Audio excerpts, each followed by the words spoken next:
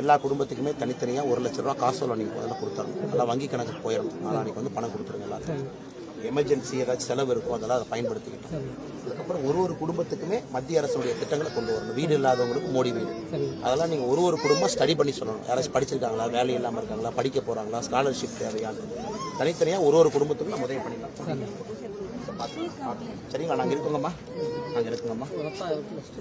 சரிங்கம்மா. முதல் கட்டமா நாளானைக்கு உதவி பண்ணிட்டு ஒரு குடும்பமா நாங்க இந்த கள்ளச்சாராயத்தை படிச்சுட்டு இருக்கிறீங்க ஐயா. கள்ளச்சாராயத்தை முற்றிலும் ஒழிக்கணும் ஐயா, ஐயா. பாருங்க ஐயா, நாங்களும் போராடிக்கிட்டே இருக்கோம், தொடர்ந்து நடந்துகிட்டே இருக்கு. போன ஆண்டு மறுபடியும் இந்த வருஷம். தைரியமா இருக்குமா? நான் ஒரு நிமிஷம் தைரியமா இருக்கு. பிள்ளைங்களுக்கு வேலை வாய்ப்பு கொஞ்சம். சரிங்க ஐயா. ஐயா நாங்க உறுதியா பண்றோங்க ஐயா.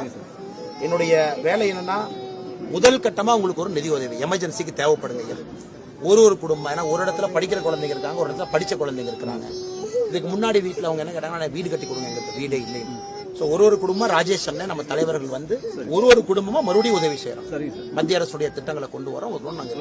சரிங்களா? காலையில உள்துறை அமைச்சர் அமித்ஷா அவங்களே போன்ல என்கிட்ட பேசினாங்க. எல்லா குடும்பத்தையும் பார்த்துட்டு எனக்கு ரிப்போர்ட் கொடுனாங்க. நான் எல்லாம் மேல சொல்லிடுறேன். ஒரு குடும்பத்துக்கு உதவி. சரிங்களா?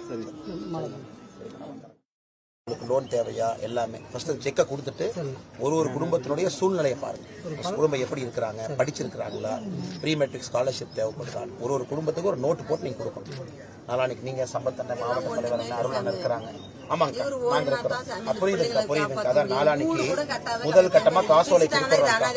ஆமா, புரிஞ்சுக்கிட்டேங்க. நாங்க ராஜேஷ் அண்ணன் தான், எல்லாமே தெரியும் அவங்களுக்கு.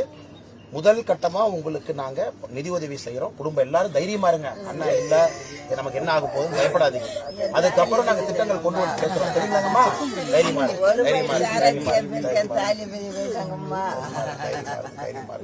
ராஜேஷ், நீங்க இதெல்லாம் சமாதானப்படுத்தணும்.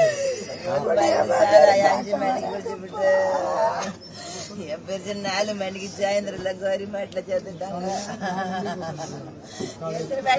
ஒரு பாக்கெட் தான் அம்மா குடிச்சாங்க.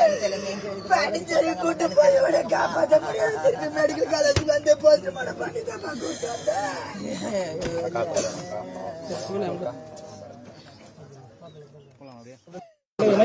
சாமி, அந்த மதுக்கடையா மூடுங்க சாமி. இந்த மதுக்கடையா இருக்கக்கூடாது சாமி. எத்தனை சாமி உயிர் இப்ப பணாம போச்சு. அவங்க கொண்டாடி பிள்ளைல என்ன சாமி 10 வயசு பிள்ளைலாம் குடிச்சு சாமி. எதுவும் வேணாம் சாமி. இந்த மதுக்கடையை மாத்திரம் சாமி. மதுக்கடையா சாமி.